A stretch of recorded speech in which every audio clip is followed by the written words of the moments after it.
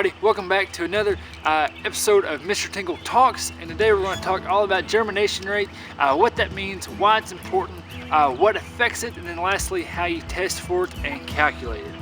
So very first thing, what is germination rate?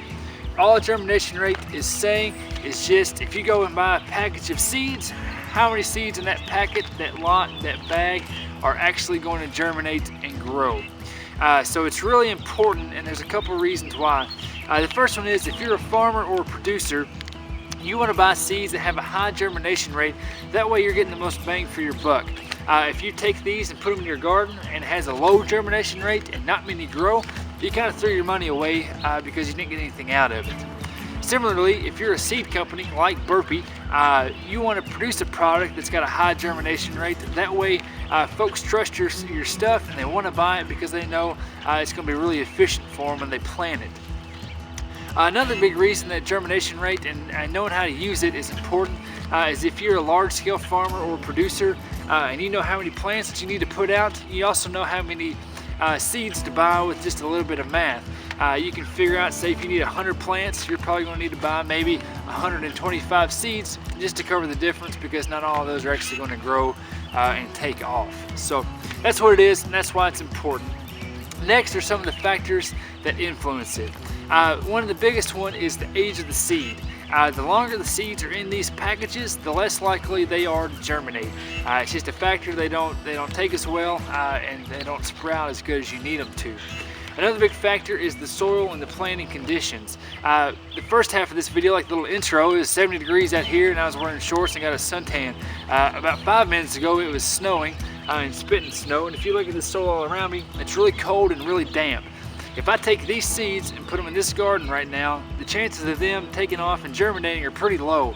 It's too cold, it's a little bit too damp, and it's just not ideal. So things like soil conditions, soil temperature, amount of moisture, all that stuff really adds up and affects how many of these seeds will actually germinate. The next part is how to test and actually calculate the germination rate. The test is really simple, and I'll show you how to do it in this video here in a second. All you really need is a paper towel, your seeds, and some water. First thing is you take that paper towel and lay it out nice and flat, and you want to get it damp. In this video I use a spray bottle just to get it all kind of covered the best I could, but you could easily run that under the faucet or under a hose pipe or whatever. But the main goal is just get that paper towel damp. Next, you're going to take your seeds and you're going to put them on the paper towel. And what you're doing is you're creating like a make-believe garden for those seeds to take off and grow in. I am an ag teacher, not a math teacher, and so I'm going to keep it to a multiple of 10, and I'm just going to plant 10 seeds in that paper towel. After you've got your seeds planted and count them in the way you want, you're going to kind of roll it up and make it into a little seed burrito.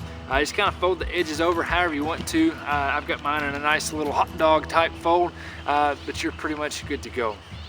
Once you got your seed burrito, everything's planted, put away your water, put away your seed packets, all that stuff, and you're going to set that burrito off to the side for a few days, probably a week or so. Put it somewhere where it's warm and kind of humid and give those seeds the best chance to grow. And then you're going to come back in a few days and see what happens. If you'll see here in this video, this is something that we did before. You'll take those seeds and you'll open them up, and at that point you'll count how many's germinated, and that's when you'll start to figure out the end of the test. So the test is really simple. You just make a little make-believe garden out of a paper towel. Now to do the calculation, that's equally as simple. All you're doing is just finding an average. So again, I told you we use 10 seeds because I'm not great at math. What I'll do here is I've looked and I've seen that there are 4 seeds that germinate, 4 seeds that germinated out of that 10. So to set up the equation, or not the equation, but the fraction, there we go. The denominator, the bottom number, is how many seeds we planted, which was 10. So go ahead and put that there. The numerator, the top number, is how many that actually germinated, which in this case was 4. So then you just do the math. Do 4 divided by 10 times by 100, and you get 40%. So our germination rate for this experiment was 40%.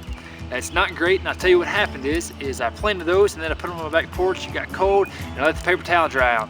And so all those things kind of led to not a really high germination rate, but that's okay. So nothing against Burpee and their green beans. I think they're doing good. I just kind of messed up that experiment. Moral of the story, germination rate, how many seeds grow, it's important so you get the most bang for your buck. factors: soil condition, age of the seed, and then lastly you just test it by growing them in some paper towels and doing a little bit of math. How many seeds germinated over how many you planted, divide and times by 100, and you got germination rate. Stay healthy, and we'll see you next time.